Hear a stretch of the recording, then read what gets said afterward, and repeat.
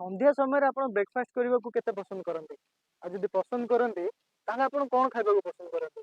ଇଏ ସବୁଠୁ ବଡ଼ କ୍ୱେଶ୍ଚିନ୍ ଏବଂ ପ୍ରତ୍ୟେକ ଦିନ ଆପଣ ସନ୍ଧ୍ୟାବେଳେ ଯେତେବେଳେ ସ୍ନାକ୍ସ ଏବଂ ବ୍ରେକଫାଷ୍ଟ କରିବାକୁ ବାହାରକୁ ଯାଆନ୍ତି, ଆପଣଙ୍କ ମନରେ କ୍ୱେଶ୍ଚିନ୍ ଆସେ କ'ଣ ଖାଇବି?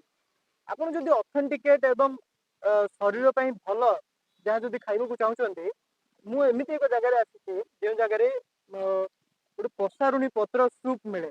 ଅର୍ଥାତ୍ ଗୋଟେ ପତ୍ରକୁ ଘରେ ପ୍ରୋସେସିଂ କରି ଦୋକାନରେ ଆଣି ବିକ୍ରି କରନ୍ତି। ଭଞ୍ଜନଗର ଭେଜିପୁର ଠାରୁ ପାଖାପାଖି ଗୋଟେ 100 ମିଟର ଦୂରରେ ଆପଣ ଗୋଟେ ଦୋକାନ ପାଇବେ। ଦୋକାନର ନାଁ ହେଉଛି ବ୍ରଦର୍ସ ଫୁଡ୍ ଏବଂ ସେ ଦୋକାନରେ ଆପଣ ବିଭିନ୍ନ ପ୍ରକାର ଅଥେଣ୍ଟିକ୍ ଖାଇବା ମାନେ ଆପଣ ପୋହା ତା ସହିତ ମ୍ୟାଗି ଆଉ ହେଲ୍ଥ କନସିୟସ୍ ପାଇଁ ପସାରୁଣୀ ପତ୍ର ସୁପ୍, ଟମାଟୋ ସୁପ୍ ଏମିତିକା ବହୁତ ଗୁଡ଼ାଏ ଆଇଟମ୍ ପାଇଯିବେ।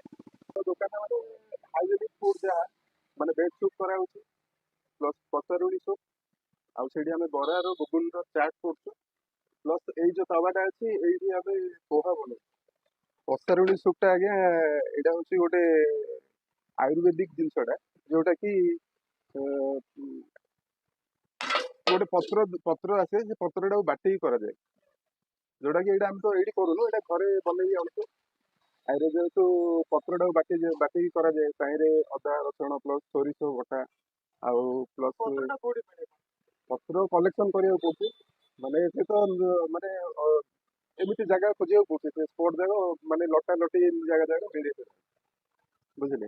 ହେଲେ ସେଇ ଜିନିଷଟାକୁ ଆମେ ଏଇଠି ବନେଇକି ଲୋକଙ୍କୁ ତ ପେଶକସ୍, ଯେହେତୁ ଥଣ୍ଡା ଦିନଟା ଏଇ ଜିନିଷଟା ପିଇବା ଦ୍ୱାରା ହେଲ୍ଥି ରୁହେ, କବ୍ଜ ଭଳିଆ ଜିନିଷ ଯୋଉଟାକି ପୁରା ସଫା ହେଇଯାଏ ଆଉ ଥଣ୍ଡା ଲକ୍ଷମ ଏଇ ସବୁ ଜିନିଷ ମଧ୍ୟ ଏହା ଦ୍ୱାରା କ୍ଲିୟର ହେଇଯାଏ।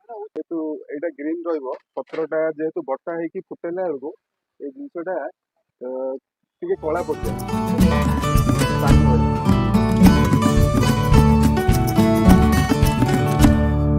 ସବୁବେଳେ ନୂଆ ଖାଇବା ଯେଠି ମୁଁ ସେଇଠି। ଆଜି ମୁଁ ଟ୍ରାଏ କରିଥିଲି ପସାରୁଣୀ ସୁପ୍।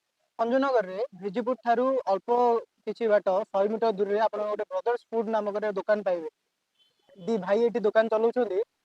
ସବୁଠାରୁ ଅଥେଣ୍ଟିକ୍ ଫୁଡ୍। ସନ୍ଧ୍ୟା ଟାଇମ୍ରେ ଆପଣ ଯଦି ଭଲ ସ୍ନାକ୍ସ କରିବାକୁ ଚାହୁଁଛନ୍ତି ବିନା ତେଲରେ ଆପଣ ଏଇ ଦୋକାନକୁ ଆସନ୍ତୁ ମୋ ହିସାବରେ।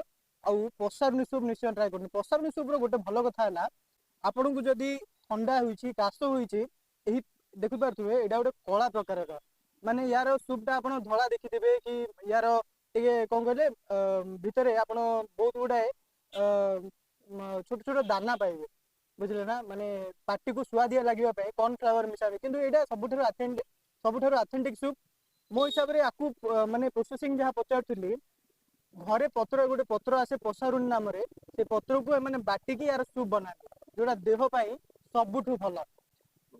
ଟେଷ୍ଟ ଟିକେ ଖରାପ ଲାଗିପାରେ ଆପଣଙ୍କ ପାଟିକୁ, ଆପଣ ଯଦି ସୁଆଦିଆ ଚାହାନ୍ତି ଏବଂ ଦେହ ପାଇଁ ଖରାପ ଚାହାନ୍ତି ତ ବାହାରେ ଖାଇପାରିବେ, କିନ୍ତୁ ଆପଣ ଯଦି ହେଲ୍ଥ କନସିୟସ୍, ଆପଣ ଯଦି ଶରୀର ପ୍ରତି ଖୁବ୍ ଧ୍ୟାନ ରଖନ୍ତି ତାହେଲେ ନିଶ୍ଚୟ ଭାବେ ଏହି ସୁପ୍ କୁ ଆପଣ ନିଶ୍ଚୟ ଭାବେ ଟ୍ରାଏ କରନ୍ତୁ।